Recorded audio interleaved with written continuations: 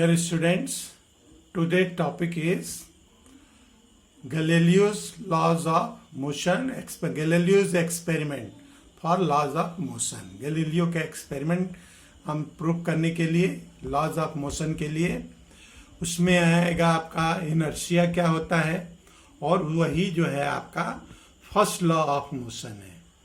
उसमें inertia and mass आएगा और उसको हम एक्सप्लेन करेंगे। आप टॉपिक को समझिए और फर्स्ट लॉ को समझिए कि क्या होता है, उसको हम एग्जाम्पल को बताएंगे। तो इतना आप टॉपिक आज नोट कीजिए। Today's first topic is Galileo's experiment of the motion of an object on an inclined plane. Galileo's experiment के द्वारा हम ये बताना चाहते हैं कि कोई भी ऑब्जेक्ट उसको अगर हम फ्री छोड़ दें, an object or a body move with a uniform velocity if no force is acting on the body. Clear? What I want to explain by this experiment, a body moves with uniform velocity if no force is acting on the body. मतलब कि कोई भी force उस object के ऊपर move नहीं कर रहा है, लग नहीं रहा है, तो अभी वो ऑब्जेक्ट मूव करता है, मतलब अपने आप वो मूव करता है। क्या मतलब है कहने का? देखिए, दो इनक्लाइन प्लेन है, ये प्लेन इस तरीके से दिखाए गए हैं, एक ये प्लेन है और दूसरा प्लेन ये है। इस पर हम फर्स्ट यहां से जहां से जितनी हाइट से यहाँ पर इसको छोड़ेंगे, हम देखेंगे कि ये बॉल अपने आप मूव करके और इस इनक्लाइन प्लेन के ऊपर उतनी ही हाइट पर जाता है और फिर से यह रिटर्न होता है। तो इसके लिए इस फिगर में अलग अलग एंगल बना करके और इस इनक्लाइन प्लेन को एक्सप्लेन किया गया है। क्या कह रहे हैं कि when A marble rolls down an inclined plane, its velocity increases. जैसे जैसे वो नीचे की तरफ आता है उसकी velocity increase होती है, and when it goes up on the second inclined plane, its velocity decreases. यहाँ पर आने के बाद वो एक निश्चित हाइट तक जाता है जिसमें उसकी वेलोसिटी डिक्रीज होती जाती है regularly. If the inclination of the body of the both of the plane are equal, inclination the angle between this, यहां से इन दोनों पॉइंट्स के बीच में जो एंगल बन रहा है वो एंगल अगर इक्वल है, then the marble will reach the same height with its roll down. मतलब जितनी हाइट से यहां से यह मार्बल छोड़ा जा रहा है, दूसरे इंक्लाइंड प्लेन पर भी यहां से वह उतनी ही हाइट तक जाता है।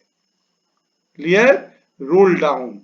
If the inclined plane of the second plane is decreased, दूसरे इंक्लाइंड प्लेन की जो इंक्लिनेशन जो है एंगल है उसको डिक्रीज कर दिया जाए, it will travel more distance to reach the original height. अगर इसको कम कर देंगे तो ये जितना हाइट तक था उससे ज्यादा हाइट तक जाएगा। Clear? If the inclination of the second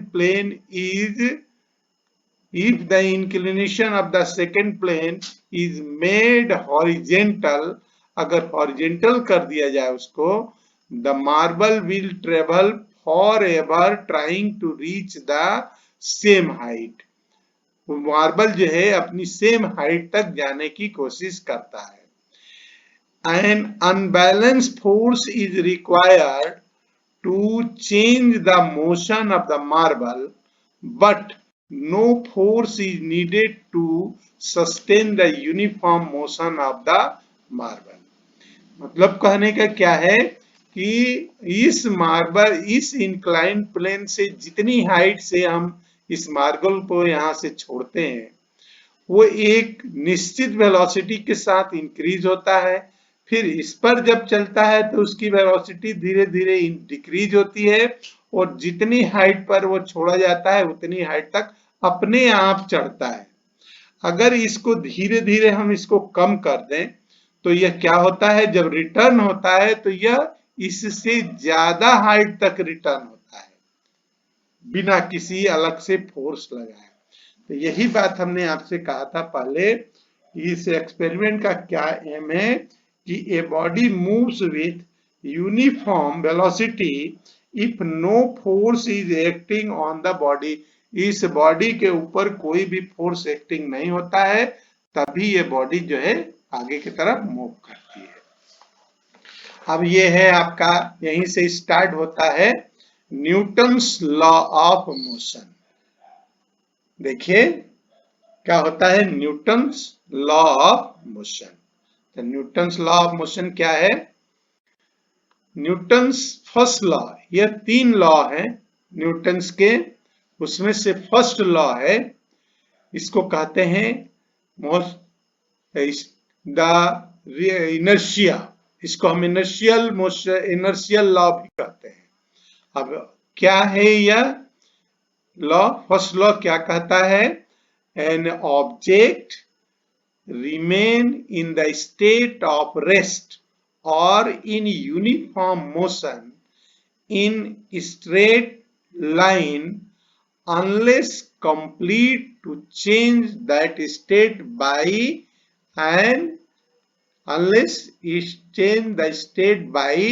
an applied force।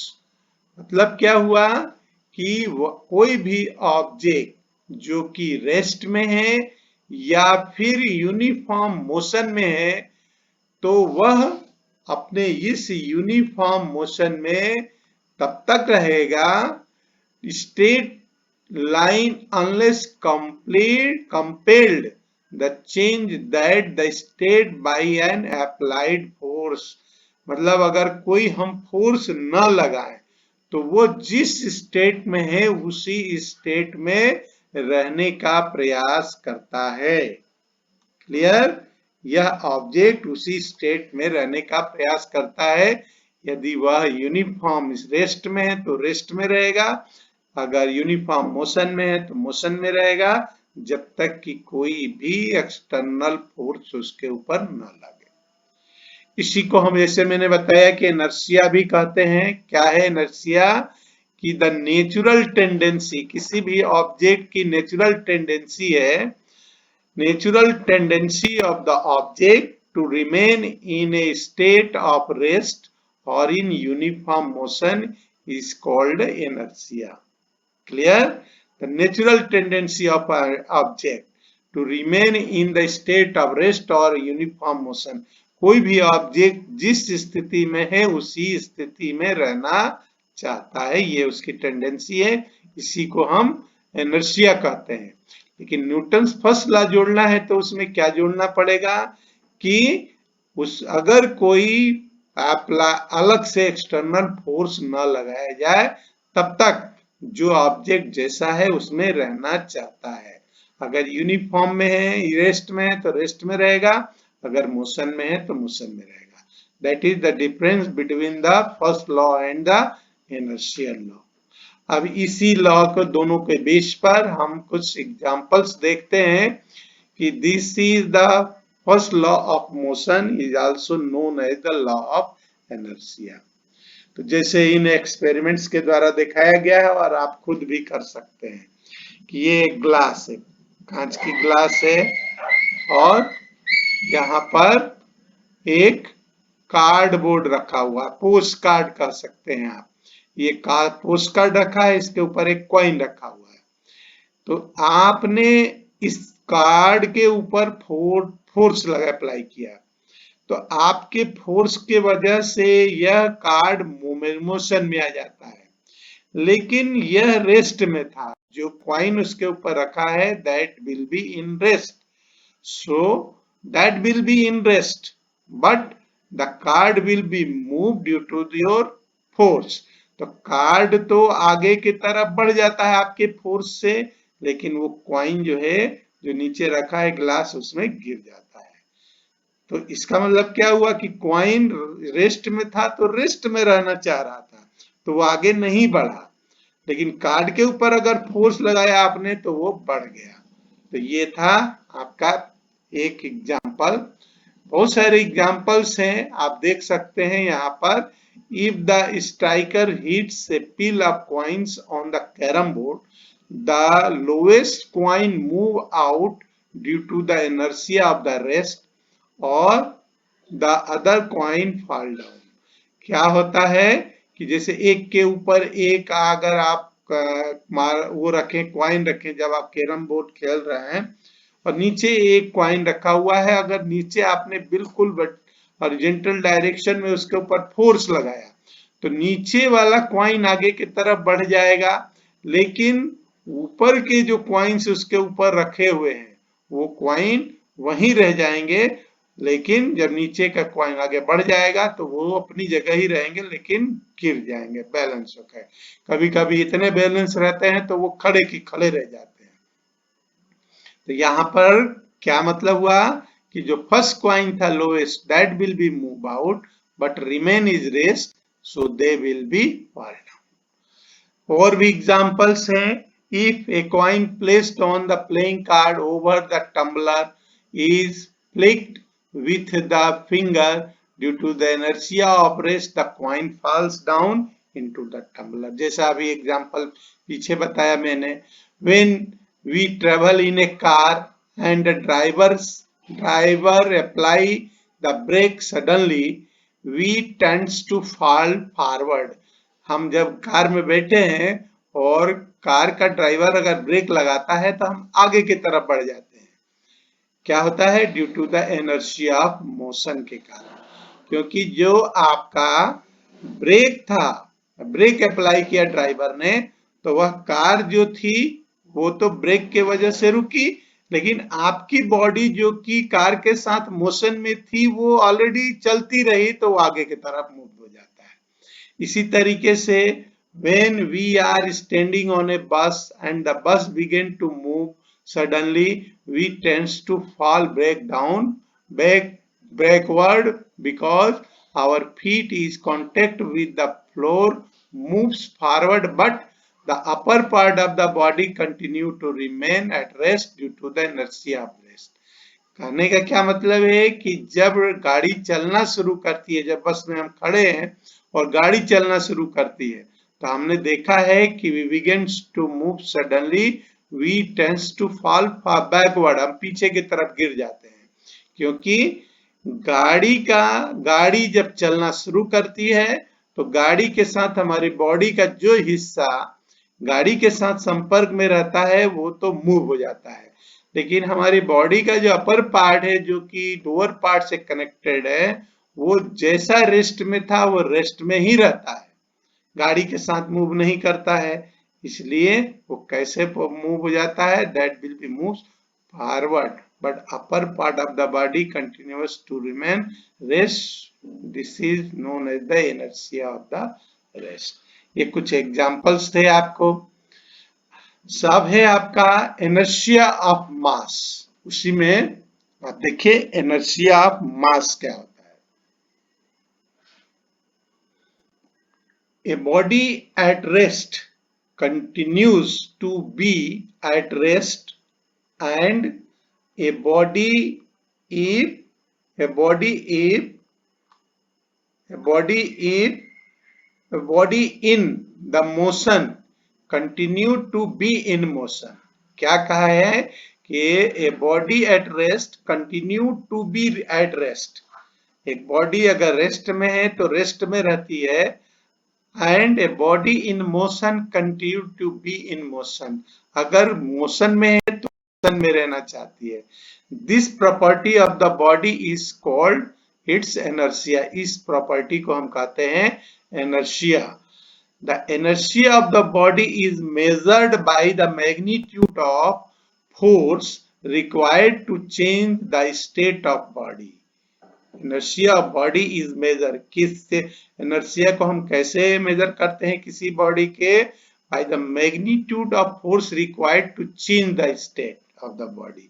अगर वो रेस्ट में है तो हमने जितना उसके ऊपर फोर्स लगाया हुआ है उसकी रेस्ट मूव में लाने के लिए, ओके, उसको मूव में लाने के लिए that force is that force is the measure of inertia. Clear? The inertia of body is measured by the magnitude of force required to change the state of the body. The force required to change the state of the heavier body is more than the force required to change the state of lighter body. जैसे एक object भारी है और एक object हल्का है, तो निश्चित है कि जो हल्का ऑब्जेक्ट है उसको मूव करने के लिए कम फोर्स की जरूरत पड़ेगी और जो भारी ऑब्जेक्ट है उसको मूव करने के लिए ज्यादा फोर्स की जरूरत पड़ेगी। This is because the mass of the heavier body, mass जो हैवियर बॉडी है उसका मास अधिक है, is more than the mass of the lighter body, so this is known as the mass of the inertia. Mass के कारण the mass of the body is measure of its inertia, inertia के लिए is mass of the body is measure of its inertia, mass of the body भी inertia का measurement हो सकता है। Clear? Now momentum of a body, क्या होता है momentum of a body? The momentum of a body is the product of its mass and the velocity. Mass and the velocity. If a body have mass m and velocity of the body is v, then m into v, product of m into v is known as the momentum p. If a body is at rest, its velocity is zero and its momentum is also zero. मतलब m और v में से अगर मान लीजिए एक object कोई भी जीरो हो जाए, जैसे वेलोसिटी जीरो हो जाए, अगर बॉडी है तो उसको मास तो जीरो हो नहीं सकता, लेकिन अगर वेलोसिटी जीरो है तो जीरो में m से मल्टीप्लाई करेंगे तो मोमेंटम भी जीरो हो जाएगा। Clear? It's SI unit of momentum is, mass का क्या होता है किलोग्राम और v का क्या होता है वेलोसिटी का मीटर पर सेकेंड, तो किलोग्राम मीटर पर सेकेंड, इसको इस तरीके से केजी मीटर पर सेकेंड भी लिखते हैं और इस तरीके से भी लिखते हैं। जैसे हम एक एग्जांपल देखिए, a truck is moving at very low speed can kill a person standing in the path in its path because of the heavy mass of the truck. एक truck is moving very low speed, अगर धीरे धीरे भी चलता है और उसके आगे कोई भी ऑब्जेक्ट आ जाता है ना, तो भी वह उसके साथ उसके ऊपर से कुछ चलता हुआ निकल जाता है, क्योंकि इसका मास, क्योंकि हैवी बॉडी है और वेलोसिटी कम भी है, तो दोनों का प्रोडक्ट बढ़ जाता है, तो मोमेंटम बढ़ने के कारण वो ट्रक आगे की तरफ निकल जाता है उसको कुचलता हुआ। इसी तरीके से bullet of A small mass when fired from the gun can kill a person because of the large velocity of the bullet. Bullet का मास बहुत छोटा होता है, हमने तो v को कम बताया अभी।